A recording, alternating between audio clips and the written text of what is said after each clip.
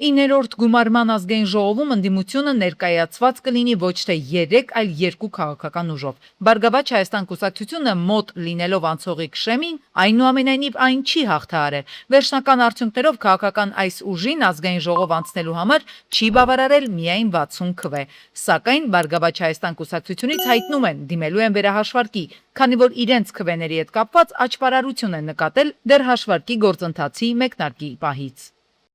Կոնկրետ Բարգավաճ Հայաստան կուսակցությունը, երբ որ մեր համակարգը ուղղակի կլորացրել էր, ինքը ցույց էր տալիս 100 թվականով կլորացրած, ու նաև այդ համակարգում այդ թվերը, որ հրապարակվել են, այդ համակարգը ինքը այդտեղ չի ներմուծում էլեկտրոնային քվեարկության արդյունքները։ Այստեղ խնդիրը այն է, որ երբ որ այդ թվերը հրապարակվել են, այսինքն բոլորը տեսել եք այդ թվերը։ Պարզ մաթեմատիկական գործողություն, ով որ աներ, կտեսներ, որ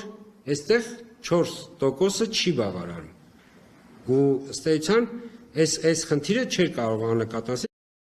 Ինչ է որոշելու եւ անելու ընդդիմությունը։ Շատերին անհանգստացնող հարցը հիմա հենց սա է։ Խոսքը հատկապես քաղաքացիների մասին է, ովքեր ընտրել են ընդդիմությանը։ Սցենարները մի քանիսն են՝ ընդունել ընտրության արդյունքները եւ գնալ խորհրդարան, եւ անել այն ամենը, ինչը անում է ընդդիմությունը, սովորաբար խորհրդարանում։ Չընդունել արդյունքները միևնույնն է գնալ խորհրդարան եւ շարունակությունը նույնն է։ Չընդունել արդյունքները եւ վայր դնել ստացած մանդատները ու դուրս գալ փողոց։ Փորձենք հասկանալ, թե ինչպես կարող են զարգանալ իրադարձությունները նշված սցենարներից յուրաքանչյուրի դեպքում։ Նախ ընդդիմությունը իր համար պետք է սահմանի, ընդունում է արդյունքները, թե ոչ։ Ընդդիմությունը արդյոք համարում է, որ կատարվել են արդար եւ թափանցիկ ընտրություններ։ Համացանցում ակտիվ քննարկվում է այն հարցը, որ ժամը 20-ից մեծաթիվ զինվորներ քվեարկել են Սյունիքում ընդհուպ կեսգիշեր, ինչը հիմք է տվել մտածելու, որ process-ը ուղղորդված է եղել վարչահրամայական մեթոդով։ Բացի սա, կեսգիշերից հետո ձայների հաշվարկի կանգնեցման մասին տեղեկատվության տարածումն է հարցերի տեղիք տվել։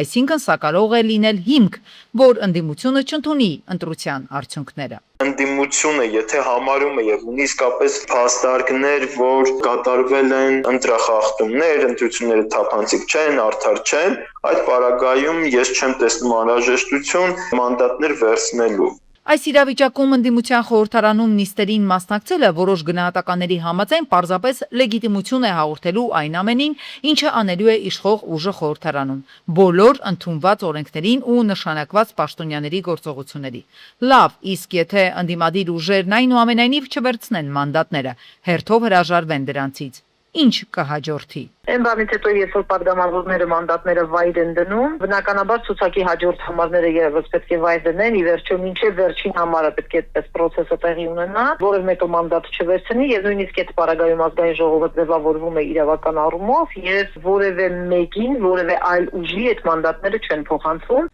Նախորդ 2021-ի ընտրություններից հետո նույն հարցն էր քննարկվում։ Եթե ընդդիմությունը չի վերցնում մանդատները, դա ինչ օրենսդրական խնդիրներ է ստեղծում օրվա իշխանության համար։ Այսինքն, արդյոք դա հանգեցնելու է սահմանադրական ճգնաժամի կամ կաթվածահար է անելու խորհրդարանի աշխատանքը։ Ավելի պարզ ասած, ինչ նեղություն է դա տալու իշխող ուժին։ Պետք է անցկացվի ընտրությունների երկրորդ փուլ կամ նոր ընտրություն, կամ դա հանգեցնի ընտրությունների անվավեր ճանաչման, ապա նմանատիպ ընթացակարգ օրենքում գոյություն չունի։ Բնականաբար դա արդեն հարցեր կառաջացնի լեգիտիմության, քաղաքական լեգիտիմության տեսանկյունից, բայց միևնույն է խորհրդարանը աշխատում։ Սահմանադրական պահանջեր, որպեսզի 3 ուժ անցնի խորհրդարան, որից 2-ը պարտադիր ընդդիմադիր եւ ընդդիմադիր ձայները պետք է միասին, եթե չեմ սխալվում, 33% լինեն։ Եթե մյուս կուսակցությունները անցողիկ շեմը հաղթահարած կուսակցությունները չեն վերցնում իրենց մանդատները, մենք լեգալությունից անցում ենք կատարելու արդեն լեգիտիմության ճգնաժամի։ Հաշվի առնելով այս ամենը, ընդդիմությունը պետք է լավ ծանր ու թեթև անի իր հետագա քայլերը, նշում են մասնագետները։ Մյուս կողմից ընդդիմության ներկայացուցիչները բազմիցս նշել են, որ չէին ցանկանա, որպեսզի պետությունը նորից ենթարկվեր ցնցումների, քանի որ յուրաքանչյուր մեծ կամ փոքր ցնցում հարված է երկրի զարգացման process-ին։ Սա բոլորն էլ լավագույնս հասկանում են։ Ընտրատեղամասերի փակվելուց ժամեր անց քաղաքական զարգացումները տեղափոխվեցին կուսակցությունների կենտրոնական շտաբներ։ Ձայների հաշվարկը երբ դեռ շարունակվում էր գիշերը ժամը 2-ին, ՔՊ առաջնորդը հրավիրեց ասուլիս եւ հայտարարեց, որ իր քաղաքական ուժը հաղթանակ է տարել, այն բնութագրելով որպես պատմական արդյունք։ Փաշինյանի պնդմամբ երկիրը ունենալու է տևական եւ ինստիտուցիոնալ խաղաղություն։ Նա ասել է, որ 2026 թվականի համապետական ընտրություններին ստացել են ավելի մեծ թվով քաղաքացիների վստահությունը 2021-ի խորհրդարանական ընտրությունների համեմատ։ Հետընտրական զարգացում լինում է այնտեղ, որտեղ լինում է իշխանության կողմից ընտրությունների արդյունքների կեղծում։ Ընդդիմություն չի կարող հետընտրական զարգացում հարուցել, բացառված բան է, որովհետև իրենց ստացած ձայների մի շատ մեծ մասը այդ ընտրակաշառքով ստացած ձայներ են։ Հայտարարություններ սկսեցին հնչել նաև ընդդիմադիր քաղաքական ուժերի առաջնորդներից։ Ուժեղ Հայաստան կուսակցության առաջնորդ Սամվել Կարապետյանը նույնպես գիշերը հայտարարությամբ հանդես եկավ, քննադատելով Փաշինյանի ասածները։ Կարապետյանը քաղաքացիների ուշադրությունը հրավիրել է ընտրական գործընթացի եւ քվեաթերթիկների մշակման ընթացքում արձանագրված աննախադեպ խախտումներին։ Ուժեղ Հայաստանի առաջնորդը հիշեցրել է լայնածավալ ճնշումների մասին, որին դաշինքը ենթարկվել է վերջին ամսվա ընթացքում։ Գիշերվա ժամը 12-ին մեղրի տանում են, լցնում են ընտրատեղամաս զինվորականներին, որ քվեարկություն անեն,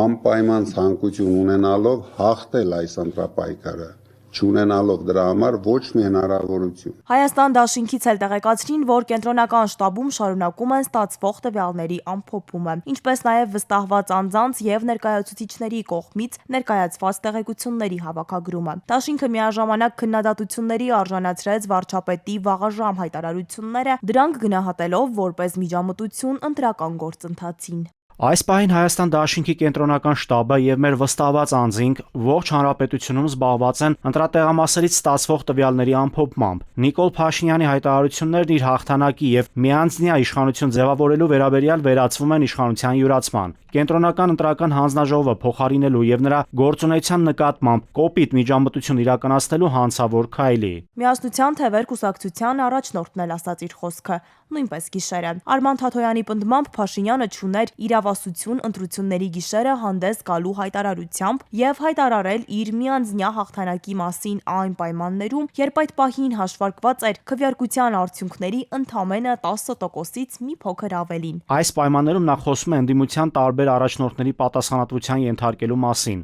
Նման լիազորություն չունի վարչապետը։ Սա օրենքի կոպիտ խախտում է։ Նիկոլ Փաշինյանի այս հայտարարությունը համարում ենք ընտրությունների վրա ազդելու նպատակով կենտրոնական ընտրական հանձնաժողովի վրա բացահայտ անօրինական ազդեցություն, որը քրեորեն պատժելի է։ Ընտրատեղամասերի փակվելուց հետո պայքարը փաստացի տեղափոխվեց քաղաքական շտաբներ։ Գիշերային ասուլիսներից եւ հրապարակումներից կուսակցությունների առաջնորդները ներկայացրին իրենց գնահատականները, իսկ առաջիկա օրերին ուշադրության կենտրոնում կլինեն հետընտրական զարգացումները։ Ֆրանսիայի նախագահ Էմանուել Մակրոնը X-ի իր էջում շնորհավորել է Նիկոլ Փաշինյանին խորհրդարանական ընտրություններում նրա կուսակցության հաջողության կապակցությամբ։ Իմ ամենաջերմ շնորհավորանքները թանկագին Նիկոլ Փաշինյան, խորհրդարանական ընտրություններում այս համոզիչ հաղթանակի կապակցությամբ։ Ուրախ եմ քո կողքին շարունակել մեր սկսած աշխատանքը, ել ավելի ամրապնդելու մեր համագործակցությունը ի նպաստ մեր ժողովուրդների, սատարելու Հայաստանի խաղաղությանը ու ինքնիշխանությանը եւ աջակցելու Եվրոպայի հետ մերձեցման դինամիկային,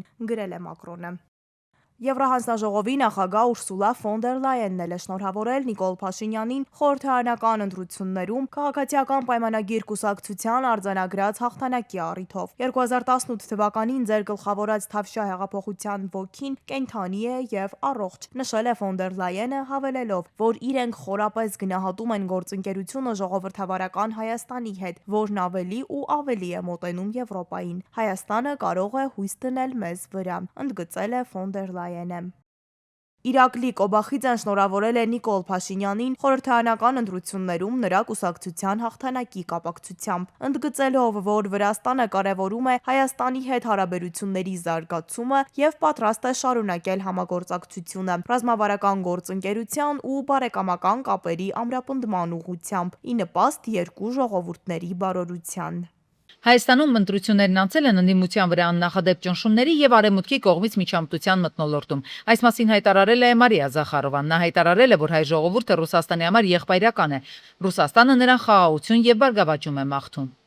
Ռուսաստանը մտադիր է Հայաստանի նկատմամբ իր կուրսը կառուցել, հաշվի առնելով հայաստանյան ղեկավարության իրական քայլերը։ Ընտրությունների արդյունքներով Հայաստանում Փաշինյանի քաղաքացիական պայմանագիր կուսակցության աջակցությունը նկատելիորեն նվազել է։ Մոսկվայում միշտ շահագրգռված են եղել եւ կլինեն ուժեղ ու իսկապես ինքնիշխան Հայաստանով։ Հայաստանում կայացած ընտրությունները հստակ ցույց տվեցին, որ հայ հասարակությունը ծայրահեղ բևեռացված է։ Հայ հասարակության մեջ ակնհայտ է Ռուսաստանի Դաշնության հետ կապերի զարգացման եւ ԵԱՏՄ-ում Հայաստանի հետագա անդամակցության լայն պահանջարկը։ Հայտարարագիրն էլ կարող է դառնալ նվիրատվության գործիք։ Իշխանությունը պատրաստվում է փոխել եկամուտների հայտարարագրման համակարգը, հնարավորություն տալով քաղաքացիներին սոցիալական կրեդիտների մի մասը ուղղել ՀԿ-ների եւ ԶԼՄ-ների ֆինանսավորմանը։ Ազգային ժողովում մանրամասները ներկայացրել է ֆինանսների նախարարը։ Նա նշել է, որ սահմանվելու են հստակ չափանիշներ, թե որ կազմակերպությունները կարող են հայտնվել ֆինանսավորման ցանկում եւ նրանց որքան գումար կարող է փոխանցել քաղաքացին։ Նախաձեռնության համար տեխնիկական համակարգերը պետք է պատրաստ լինեն մինչեւ 27 թվականի հունվարի 1-ը։ Եվ սա հնարավորություն կտա, որ մեր լրատվական ընկերությունները իրենք այդ կախվածության մեջ չլինեն, այլ իրենց հույսը դնեն ոչ թե ինչ-որ մեկ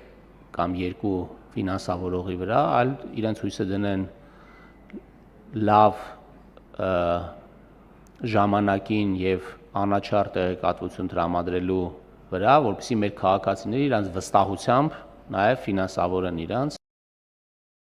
Պաշտոնական տվյալներով Արցախից բռնի տեղահանված 40,000 հոգի ստացել է Հայաստանի քաղաքացիություն։ 2005 թվականից էլ մեկնարկել է արցախցիների բնակավորման ծրագիրը, որի արդյունքում ծախսվել է 50 միլիարդ դրամ։ Հայաստանի կառավարությունը նախատեսում է առաջիկա 10 տարում 800 միլիարդ դրամ հատկացնել։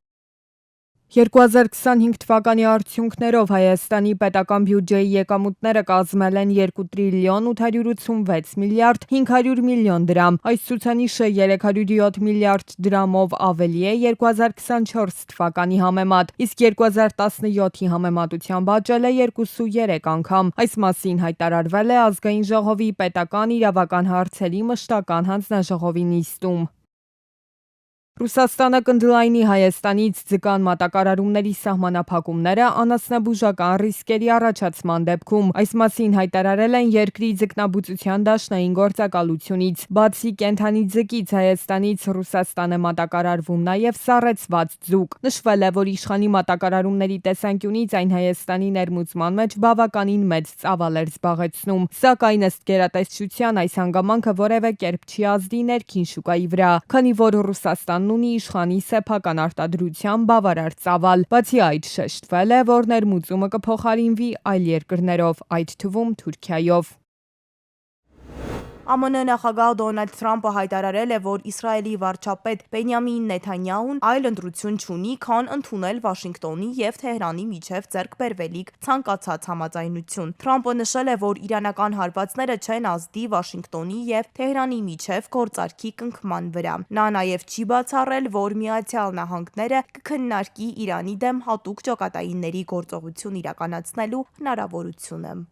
Իրանը հայտարարել է, որ նախօրեին Իսրայելին հասցված հարվածների պատասխանի դեպքում պատրաստ է անհապաղ նոր բալիստիկ հրթիռներ արձակել Իսրայելի ուղղությամբ, եթե Իրաքի հասցված կրակներին հետևի իսրայելական պատասխանը, հաղորդում է իրանական թազնիմ գործակալությունը։ Նշում են, որ իրանական հրթիռների բավարար քանակը այժմ պատրաստ է անհապաղ արձակման ավելի լայն ցանկով թիրախների ուղղությամբ օկուպացված տարածքներում, եթե Իսրայելի սիոնիստական ռեժիմը պատասխանի Իրանին։ Միևնույն ժամանակ նշվում է, որ եթե Իսրայելը պատասխանի, իրանական գործողության հաջորդ փուլը կլինի ավելի լայնածավալ։ Ստամբուլում մեկնարկել է Թուրքիայի, Ադրբեջանի եւ Վրաստանի արտգործնախարարների հերթական թվով 10-րդ եռակողմ խորհրդակցությունը։ Թուրքիայի արտգործնախարար Հական Ֆիդանի, Ադրբեջանի արտգործնախարար Ջեյհուն Բայրամովի եւ Վրաստանի փոխվարչապետ արտգործնախարար Մակա Բոջորիշվիլիի հանդիպման օրակարգում ներառված են տարածաշրջանային զարգացումներին, Հարավային Կովկասում համագործակցությանը,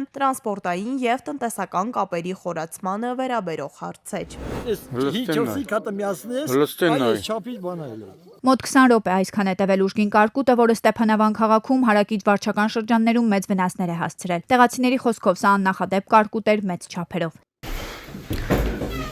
Այս հարմարացրին ուղղակի, որ նորից անձրևը սկսի շատ չվնասվի։ Սաղ ես, լույսերի տեղերը սաղ ջրերը կապում։ Ապել բայց տոկերը միացած զգուշ եմ զանգել։ Հանջատել է նորը միացում, մի քիչ չորացա միացրեց, ինչ անցա։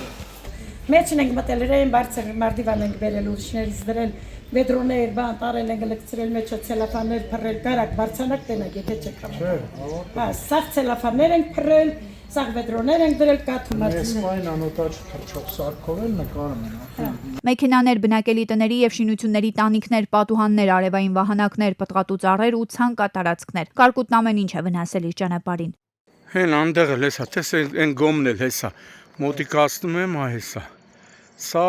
ջարդած շիֆերները։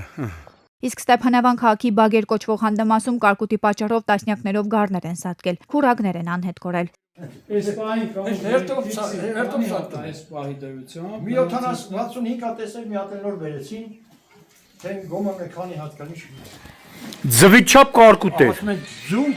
գազի ձվիչապ, այս չափի մեծ։ Հա, վիրավորներ, կեսը չեն ապրի։ Ձերն էլ չէ։ Այս մերն է, կեսը դենք տուն արել։ Չեն ապրի հալալ կեսը։ Տուժածներ էլ կան, հովիվներից մեկը կարողացել է պաշտպանվել։ Սենսարի պլետի պոչը սենսարի, հետ չել հրար շկալյում, դեռ յախտե, ինչ Հա։ Մյուսը ոչ, վնասվածքներ է ստացել։ Ձեր կյանքում sense կարկուտ տեսել եք։ Դաշտում գառներին եք պահում ու կարկուտը